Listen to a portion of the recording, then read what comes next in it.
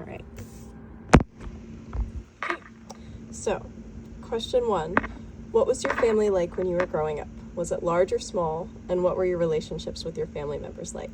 Who was responsible for raising you, and how did they do? I can repeat any part of that because I know it's a very loaded question. I've got it right in front of me. Perfect. It is a big question.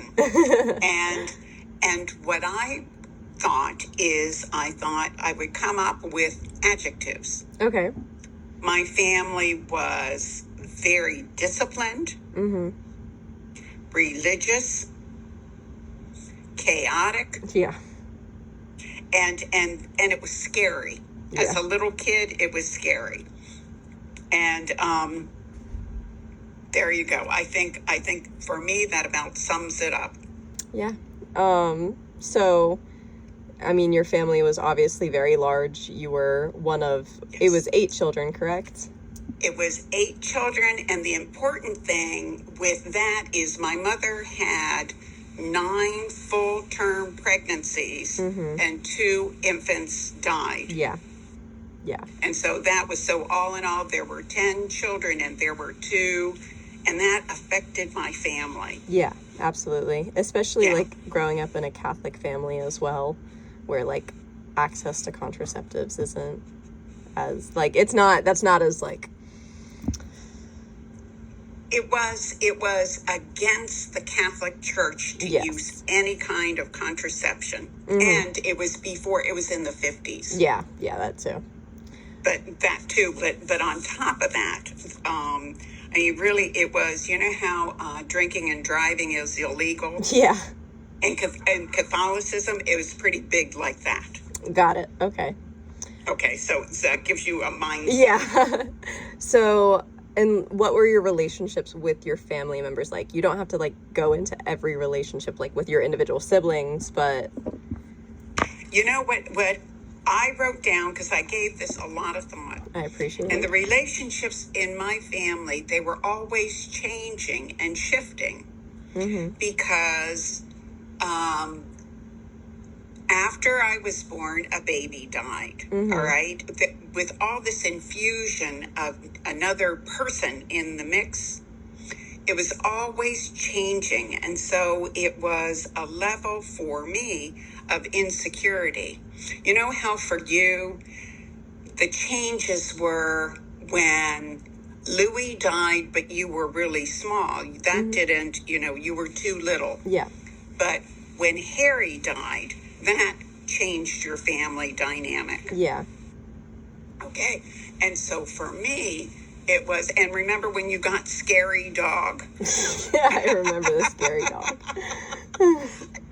And so for me, it was just with these changes, and I was unprepared for them. And so the relationships with my siblings, they were, and of course, changing as we grew. But it was, I can't say we weren't a fun family. There was no, I can do it in contrast with your experience, like the love box. Yeah. We didn't have any love box. It was, my father had a very bad temper. Yeah. And my mother was simply worn out. Yeah. Yeah, that makes sense. And so, like, through all of that, like, who would you say was responsible for raising you? Would it be, like, your older sister, or was it, like, more predominantly your father or your mother, or both? In the beginning, because, my mother she had worked really hard to be an RN. So she was a nurse, and when she got pregnant, she was the head nurse at the pediatric ward at Georgetown. And she never worked again. Yeah. In those days, you had to give that up, right? So we lived, and this is important, we lived with my father's father. Oh, I didn't know that. My parents didn't go and get their own home and do it from there. So to make things even more confusing and more, just imagine if you and your mom and dad had lived with Tappy. Yeah. Yeah, no. Yeah, no. Yeah, that actually is a good comparison because, and so my grandfather he kind of had, it was my mother, my grandfather, and then my father. Mm-hmm. Okay. And it just, and so, but I got in trouble all the time because because I just did. And so anyways, it just one time I got mad at my grandfather and I locked him in the shed thing. And so anyway, so it just is, but it just is. That's how it was secretive too. My family was, and this is not unusual for in the 50s. Yeah. Yeah, that makes sense. Okay. So, but after my mother became ill, really, for the older ones, and my mom got sick when I was around 12 or 13, I raised me. Yeah. I wasn't going to have Jeannie. Jeannie tried to tell me what to do, and that was a no-go. Yeah, that makes sense. And so just imagine being responsible, having nobody really to go to, and raising yourself. So that's kind of what I did. Yeah, that makes total sense. Do you want to move on to the second question? Yes, I think that's way enough about that. So starting off, what were your experiences in elementary and high school? Okay. Well, again, you got to remember that, let's see, I was with the nuns. Yeah. all of that time. Yeah. All of that time. And so elementary school, was, there were boys and girls and all of that. And again, religion, we had to go to mass all the time and confession and Holy Communion and all of this infusion all the time of that stuff. So school was, again, extremely strict and disciplined. But I have to say, I got a very good education as the result of that. And it wasn't unusual to experience ridicule or punishment for minor misbehaviors at school. Okay. And then, and I loved English. I loved writing. I loved science. And I love geography. Yeah, it translated down pretty well. Yeah. I wasn't crazy about music because the nuns blew into this thing. I don't know. They were. Was it like a whistle? No, it was this round thing, and it would like hum. Oh. I don't know what it was. Anyway, it was just, again, just imagine these people that are walking around with rosaries around their waists and these clickers and just there was no bond. There you go. There was no like bonding with them. Because they were your authority. Big time. So, do you want to add more? Sorry. No, high school. My high school, for me, again, very difficult because my mom was sick. Yeah, absolutely. And nobody knew, and the secretive part of my family. And so, like,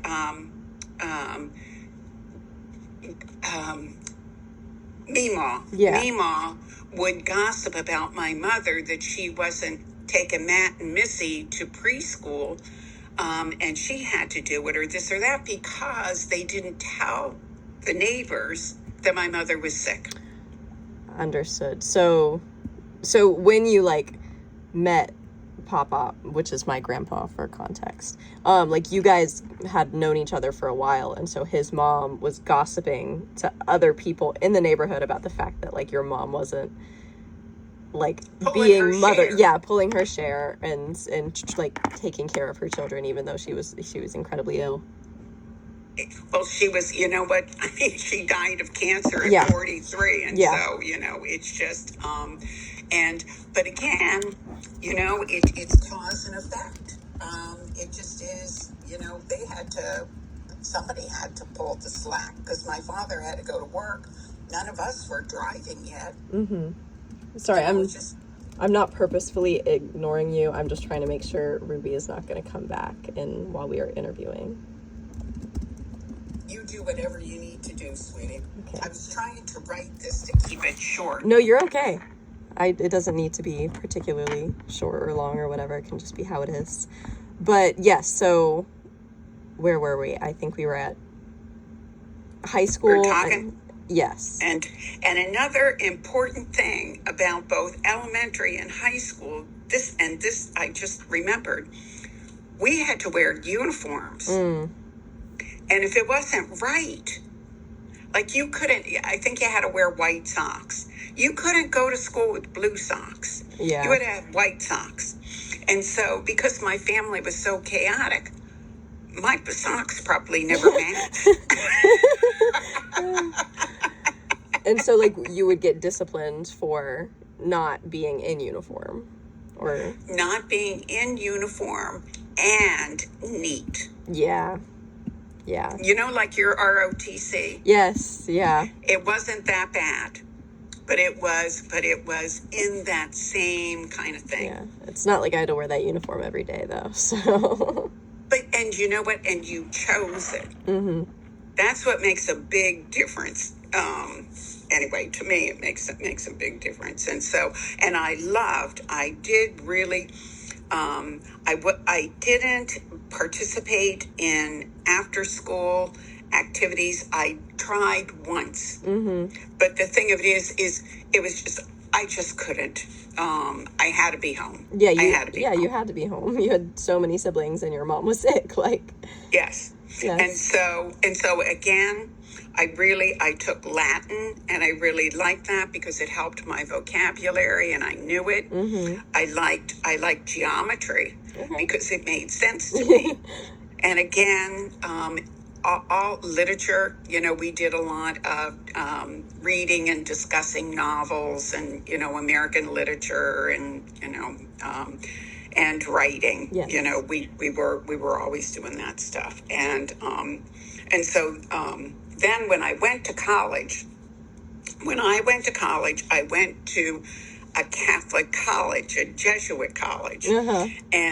And I was unprepared. I was totally unprepared. My father put Jeannie and me on an airplane. And yep. And yep. And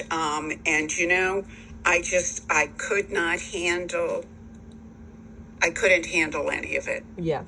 And so I did one semester, and then I came home and I did some community college. And again, liberal arts, that's what I was interested in taking, sociology, astronomy, I don't remember what all, world history, those kinds of things. The arts and some science, but definitely not math. That also translated down really well. Yeah. And then the only other thing was, with that, did I enjoy college? No, I was grieving. Mm-hmm. I was 18. My mom had died like 3 years ago. Mm-hmm. We didn't, I just didn't. Some people bounce back. I didn't. Yeah. And I mean, it wasn't like you were truly able to focus on your high school experience and being prepared for college because you were going through both like the death and the grief of your mother at the same time. So where everyone else was able to kind of prepare and get their head straight, you had to focus on something entirely different. And back then, therapy was for the entitled. Yeah. And as well, it was incredibly taboo as well. Correct me if I'm wrong. That's probably a part of it because people did not talk about mental health. Yes. Nor did they talk about alcoholism. Yes. And in the family, what happened in the family stayed in the family. Yeah. Yeah, that was pretty Yeah. fundamental. Yeah. But do you want to move on to something more positive? Oh, absolutely. Now we get to talk about Romantic love. Oh, yes. All right, yes, so yes. talk about your first experience of romantic love, and whom was it Oh, directed towards? It was Pop-Up. Yay! It was Pop-Up. Yes. And we really, and our love, he really, truly, we are, as different as we are definitely each other's soulmates, and it has been very difficult. Yeah. Yeah, it's not Very, supposed to be easy. no. And I mean, my goodness, we married, the last question about if you go back and change any part of anything of your childhood, would you, and why? I found that very interesting. Yeah. And it relates back to number 3. It's all necessary. It was all absolutely necessary, and I don't regret anything. That's great. You know? Yeah. But if you had asked me this when I was at another age, I would have way different answers. Yeah. Because things don't fully develop until years and years later in so many cases. You don't get to have that perspective until you're at a certain age. See, I think you may have a perspective, a perspective earlier in your life. Maybe, I don't know. It'll be interesting. It'll be interesting to know.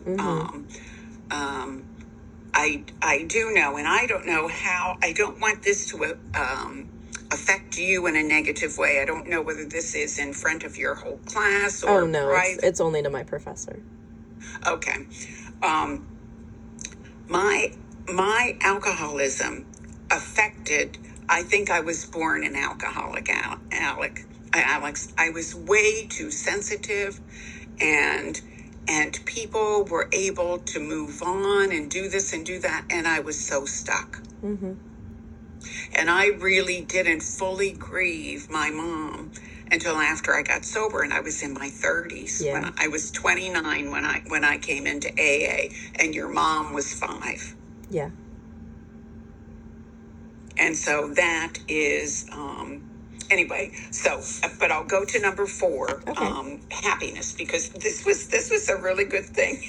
This is a great. I love this question. Because I think that this is very important for wherever you are to define happiness. Yeah. Happiness is accepting myself as I am, Absolutely. flawed and willing to turn away from judging myself and others. That's the caveat with it, and continuing to grow. And again, I can't be happy if I'm just sitting there and not growing. And so, have you achieved this happiness thus defined? Happiness is the byproduct of choosing gratitude. And in choosing gratitude, I can't just be grateful in my head. I have to act it. I have to act it. And the way that I act it is by doing like the next right thing. When I read these questions of yours, I said yes before I read the questions. I was like, oh my God. This is pretty deep stuff. And some of it is like, Alex is going to know. Well, I can't take credit for all of it because some of them were my professors that we got to choose from a list, and I formulated 2 of them myself. The 6th and the 7th were myself. But the other ones I chose from the list just because I thought they were like pertinent to your life and what I know about you, and I knew that you'd be able to answer them in a really insightful way. Well, for me, it just, I get to live this life, and I don't know what's inside of me. Everybody doesn't have this. I have this. I am a seeker, you know, and it's really important for me to know myself as best as what I can, you know. And a lot of people don't have that. They're not bad people. They're just, I don't know. Not as concerned about who they are and what makes them up. Is that what you're trying to say? Yeah. they have a different focus. They have a whole different focus. Not whole different, but other things are more important to them. Yeah. Yeah.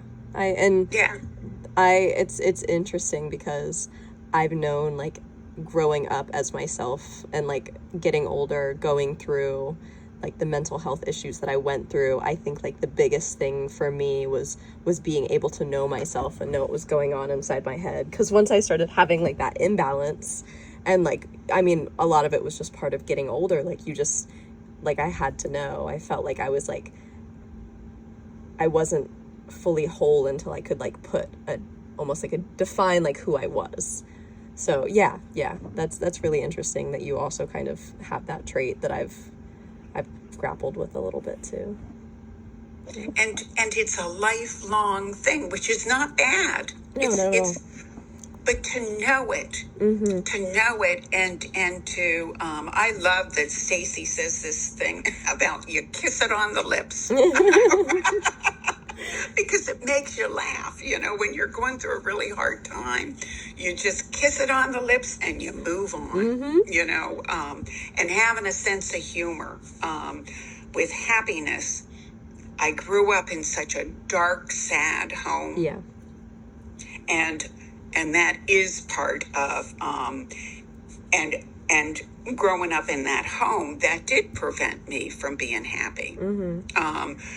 But I learned that I learned another way. That's what happened. And it's possible to learn another way. Well, moving on to something. Oh, also for a little bit of context for question 3, going back, Pop is my grandfather. Yes. And they're currently married happily now, and the love definitely did endure. But now on to question 5. So on, like, the more negative side of that, what do you think is the hardest thing that you have ever gone through? I gave this a lot of thought because I kind of wanted, because I didn't know who was going to hear this. Yes. And I don't think I really wanted to, my mom dying, definitely. But for me, it is because of all of the choices that I made that got me to where I was and with my drinking and drugging.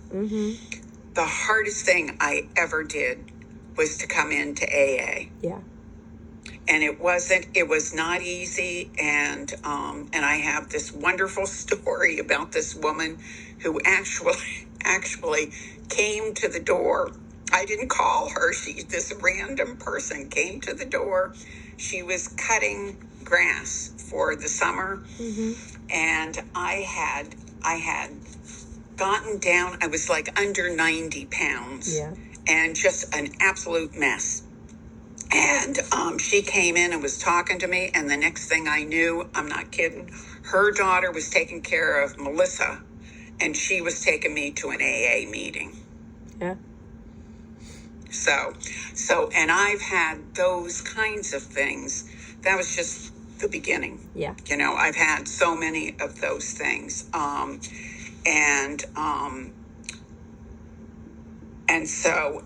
then your mom, this is like, your mom demanded to know where I was going. Yeah. A 5-year-old. And I took her with me to an AA meeting. And that was really hard. And so to do that journey, it really is a lifelong thing. And the deal is that without that, and I've learned everything from that. I learned how to raise your mom. When I would come home from work and something would be going on, I'm not kidding you. Sometimes I would send her to her room and I would get on the phone and I call somebody and say blah blah blah blah blah blah blah, and what should I do? And they would say blah blah blah blah blah, and then I'd go and do it. Yeah. Because I didn't want to do the same that was done for me, to me. I wanted to do away, and having your mother, if I hadn't had your mother, if it had just been me, I don't know whether I would have done it. Yeah. You're not supposed to get sober for somebody else. But a little 5-year-old kid, yeah. Yeah. And I mean, people can say what they want to about sobriety and the process, but I'm speaking as someone who doesn't know it, but I think the most important thing is that you did get sober. Like, you got there. And messy. Alex, it was messy. It was not smooth and easy, and it was just the same as, remember when you were going through your mental health issues at, 12 and 13? Yeah, it was messy like that. Yeah. So many feelings, and you just can't deal with it, and you need it. And I've been to therapy. I ended up going to therapy. But again, just like from your experience, you're not the person that you are who you are because of that. Mm-hmm. Yeah, exactly. And so, and I have no doubt about, and I've learned, it's not, did I learn anything? I learned everything. Yeah. Yeah. That makes complete sense. Yeah. All right. Do you want to move on to motherhood and raising my mom? There we go. All right. So what was your experience having/raising a child? Well, the first years were were something else. Alex, your poor mom. Your poor. She says that she doesn't remember, and I hope that's true. Pop was around, and he would take her sometimes, and Meemaw. Your mom was over at Meemaw's some. And so, I wasn't like, we weren't living in the streets, it just is. And so after and I'll just say that was just, but having this amazing baby, and she was so funny and, and smart. And so there's that maternal joy of having a child and seeing the changes, and even that I was impaired, and the social worker, I was just sick. That's all. Like somebody who has cancer. This is the best image that I've come up with. I was just somebody who had an illness like cancer. Yeah. And I was just not as present as a healthy person. Yeah. And the difference between my mother for me and me for your mother is I got better. Yeah. See, and so from then on, it just is, your mom, hands down, is the best part of my life. Yeah. And then consequently, your dad, who was going to be 50 years old tomorrow. Oh, I know. and you, and so, and the only other thing that's kind of funny about your mom, because here I am, I'm learning this stuff, and getting blah, blah, blah.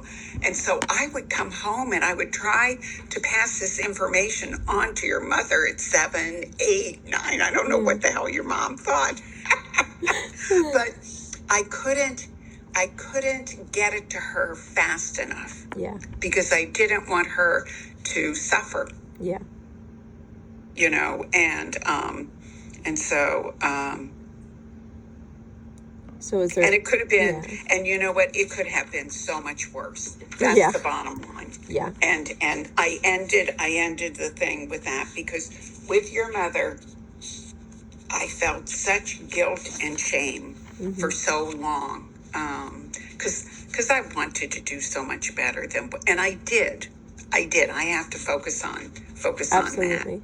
Yeah. No, there You are know? so many cases where people's parents never got sober, mother or father never got sober, and they never got to experience like how wonderful things are now with your relationship that you have with her now. Yeah. Yeah, and you know, alcoholism is just an awful disease, like any other disease. It just, having a disease is never going to be a good thing. Yeah. Right? For anyone. Yeah. Yeah. Exactly. For anyone. And so, anyways, now. Let's see. Are we on question 7, childhood experiences? Yes. All right. So how do you think your childhood experiences shaped who you are today? You know, between the discipline of my family and at school and then with God, Yeah. that was, I know that shaped me in a way that I wouldn't have chosen. How about that? Yeah. I mean, you had 3 different entities kind of just putting you through the ringer. Yes. Well, and the deal is that all of that was like fake. Yeah. You know, all of that was fake. And it's taken so long to that's what I'm grateful for, because I've gone back, and I used to go on Sundays when we lived in Ashburn. Yeah. And I would go and see this nun, and she and I would talk. And we didn't talk about Catholicism. You know, we just talked about, like, she was a teacher, and, you know, anyway, it kind of helped me to move forward. Yeah. And so with that area, and I have the God of my understanding today. Yeah. And that God just, you know, it's just grace. Yeah. It's just mercy and grace. That's my God. And with my family of origin, it just, we're pretty fractured, Yeah. you know, as a unit, and that's okay. Yeah. That's okay. So, and I really, there's no going back. I don't know who I would be. Maybe I would be a bitch on wheels. You never know. You never know. You never know. I picked this. I picked this because I'm pretty happy with. Well, I look at our family sometimes, and my heart just is so happy. Me too. Yeah, especially now that I've been in college. It's different when you're there and you kind of get to see people all the time. But now that I'm like so far away, I can kind of look at it and I'm like, wow, we are very lucky to have what we have today. So. Well, I want to hear about this class. Is that good enough? Yes. Yeah. And I wished it wasn't so much about alcoholism. But no, you know it's what? okay. That was your life experience, and I wanted to hear about that. And that is a formative part of who you are and who you were. So. Yeah. And the deal, I do have to say, with alcoholism is it never goes away. Yeah. That's, you know, one of the AA principles is, from what I know, is you always are an alcoholic. It's just in recovery, right? I don't know it very well. Yeah, well, it's anymore that there's a medical diagnosis now. And I don't stay attuned to that stuff. Yeah. I don't know. But it's just you can't go back. Yeah. You can't go back. But anyway, I want to know, and I'm going to write this stuff down. Your classes. Yes. What do you take on Monday?